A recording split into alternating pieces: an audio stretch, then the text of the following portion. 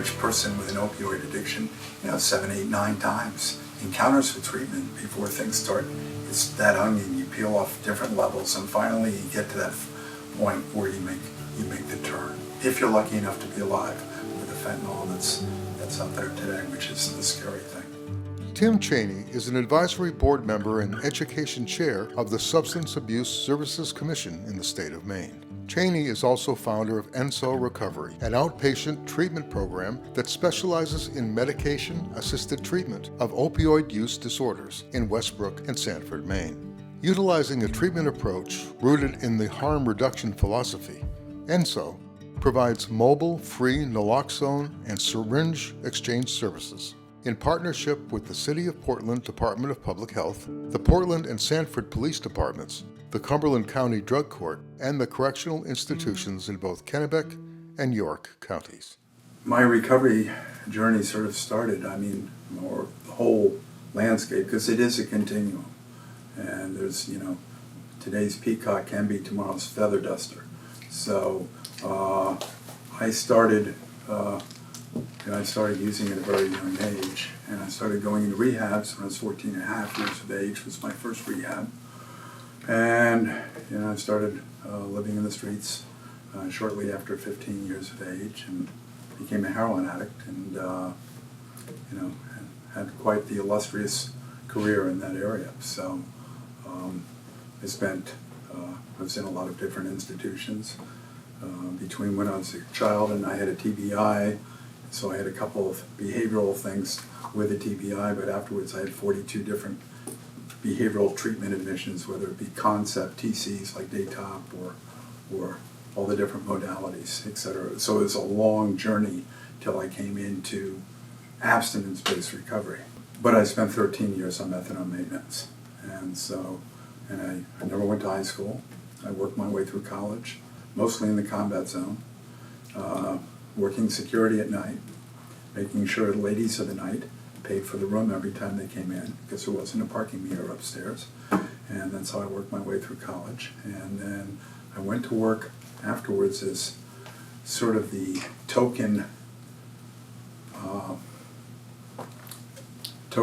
person with a substance use disorder. And back then they would call it the token junkie. And I went to work in the research department for the City of Boston Drug Treatment Program. I was hired by the Mayor's Coordinating Council on Drug Abuse, and I ended up running the research department and doing all the work for NIDA, for epidemiological work for NIDA. And so I was on methadone, and to dispel any myths about MAT, I worked my way through college. I graduated in the top 12 out of 5,000 students, and I published on MAT. So I'm a firm believer in MAT for many. And many pass to recovery, many pass in recovery. After I came into abstinence-based recovery, first I worked in the jails in New Haven, and I was doing that work. I brought Narcotics Anonymous into the state prison system in 1983 in Connecticut. And then I decided I didn't want to make a living on my disease, that I needed to reintegrate into the world rather than staying within it. I became a board member of Faces and Voices. I got myself seated on the Governor's Commission up in Maine. I built Chipper's Guide with my late partner to raise the awareness so that you can change the perception. I've done a lot of work on having people become more aware of the sociolinguistics of addiction in terms of the impact. And we were brought up with, sticks and stones can break our bones, but words can never hurt us. It's sticks and stones can break our bones, but words can kill us. And so what we've done, especially with the opioid, because it is illegal as opposed to alcohol where you can walk into a store and get it, people are cast into what is known as a secondary deviant subculture from a sociological perspective. And they become the label. And then there's a whole separate subculture that exists. So we have, not only do we have the opioid addiction to deal with, but we also have the reacculturation and reintegration of that individual back into the community. And even if they're willing, getting the community to want them back. They're the biblical lepers of the 21st century, okay? And we've cast them into that deviant secondary subculture. Most of what I've done, a lot of the act, is trying to change that, So I work with the courts, I work with law enforcement. And the reason why I target them, number one, people are incarcerated all the time. I know I was.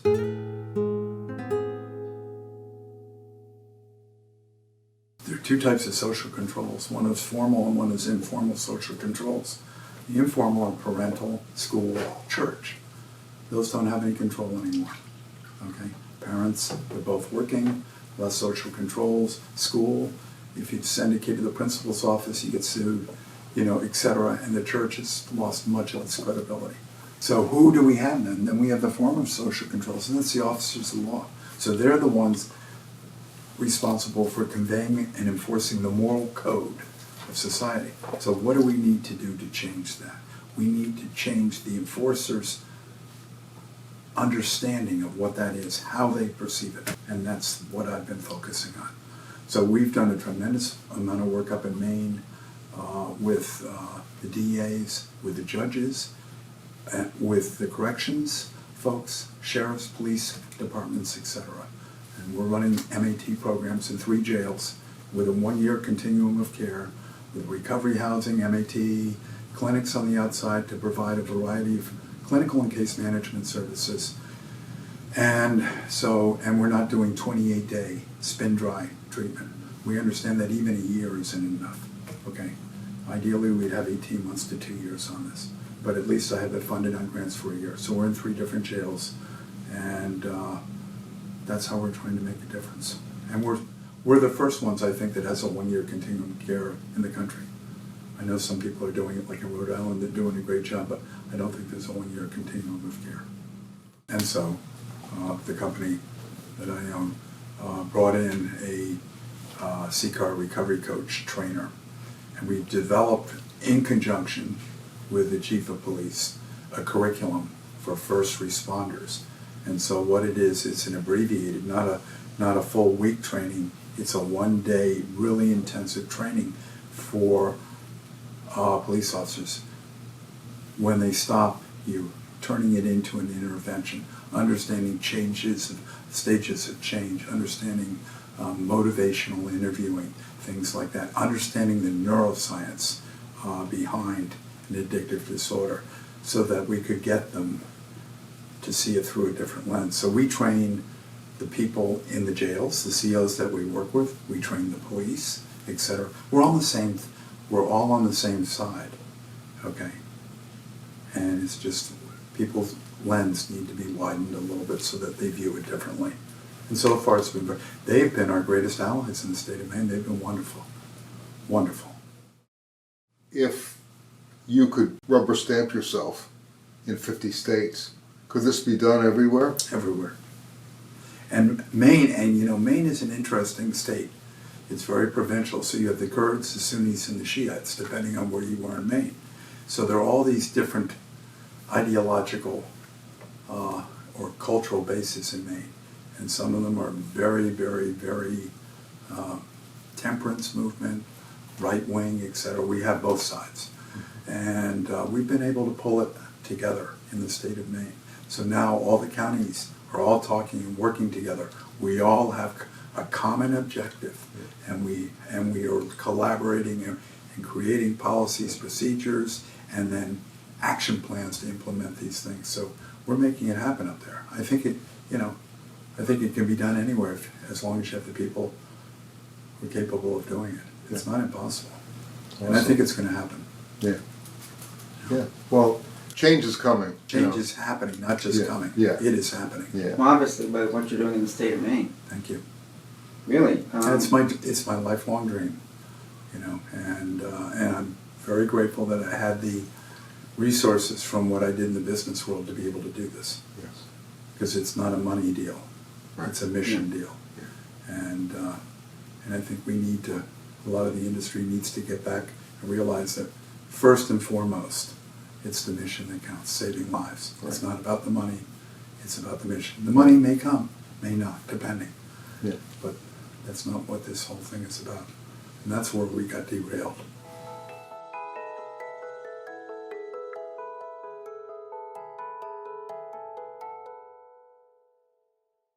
And I looked at my life and I said, where do I want to be? how am I going to get there? Just like you're doing a strategic plan. Here I am, like a gap analysis, right? And how am I going to get there? And I knew that even if I stayed in the field, I wasn't going to be able to educate my son correctly, do this, do that, and achieve some of the things that I wanted to be able to achieve. So I made some life choices. But I also realized that if I were going to truly reintegrate and feel whole and accepted, I had to live in that community and be a community member rather than almost in a subculture of addiction recovery. My life had to be bigger than that. Okay? Otherwise, what I'm doing is what society does. I'm partitioning myself from society. So I realized that when I had a year in recovery. And I was fortunate enough that I acted on what I realized. You know, you can always tell when you've made a brave but necessary movement in your life, because it is scary. It asks everything of you, and promises really Nothing. nothing. That is correct. Yeah. What I'm saying is many pass to recovery, many pass in recovery. Yeah. And that one size does not fit all. And everybody has a different journey depending on the extent of their trauma, this, that, etc. Some people it takes longer. The average person with an opioid addiction, 7, 8, 9 times encounters with treatment before things start. It's that onion, you peel off different levels, and finally you get to that point where you make the turn. If you're lucky enough to be alive with the fentanyl that's out there today, which is the scary thing.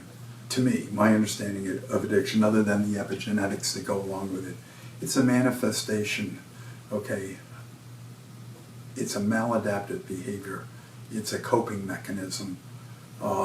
And we have the social isolation, the spiritual isolation that permeates society today, especially the way it is today. It's self-medicating the pain, the futility, the lack of connection. And and 12-step programs give you that. That's why they call it the Fellowship of the Ring in Tolkien's world, and the Fellowship of Us in recovery. And that's what gives us that. And then the steps in the program give you the guardrails on the highway so you don't drive off the road, and keep you in a direction of self-discovery. Nice. And honesty. Nice. And so, but I think, but I do know one thing, you can't do it alone. And if you are able to do it alone, you're miserable. Right. You white knuckle it.